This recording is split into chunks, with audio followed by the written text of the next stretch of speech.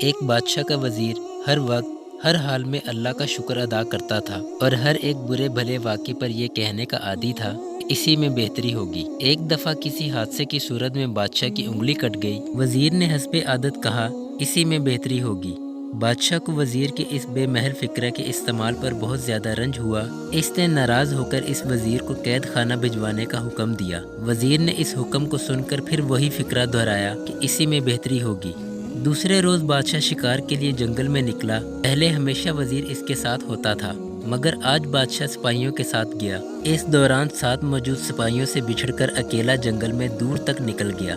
چونکہ راستہ معلوم نہ تھا، ناچار ایک درخت کے نیچے آرام کرنے کے لیے لیٹ گیا۔ اتنے میں اچانک ایک شیر نمودار ہوا اور بادشاہ پر حملہ آور ہوا۔ بادشاہ نے سانس کھینچ لیا اور مردہ سا بن کر پڑا رہا۔ شیر زخمی انگلی کو سونگھ کر بادشاہ کو اس خیال سے چھوڑ گیا کہ یہ پہلے سے کسی جانور کا کھایا ہوا ہے۔ تھوڑی دیر ہی گزری تھی کہ بادشاہ کی ہمراہی بھی تلاش کرتے کرتے وہاں آ گئے۔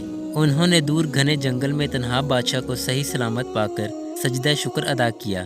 انہوں نے سارا واقعہ سن کر بادشاہ کی جان بچ جانے کو نہایت غنیمت اور خدا کی خاص رحمت پایا۔ واپس آ کر بادشاہ نے وزیر کو قید خانے سے طلب کر کے انعام سے مالا مال کر دیا اور کہا کہ واقعی اگر کل میری انگلی نہ کٹتی تو آج وہ شیر مجھے ہرگز نہ چھوڑتا، اور انگلی کا کٹ جانا واقعی بہت اچھا ہوا۔ بادشاہ نے وزیر سے کہا کہ تم نے قید خانے کو جاتے وقت اسی میں بہتری ہوگی کہا تھا، یہ فکرہ تم نے کیا سوچ کر کہا تھا؟ وزیر نے جواب دیا کہ اگر ایسا نہ ہوتا تو میں جیل میں قید کی بجائے لازمی طور پر شکار میں آپ کے ہمراہ رہتا اور پھر شیر آپ کو چھوڑ کر مجھے کھا جاتا۔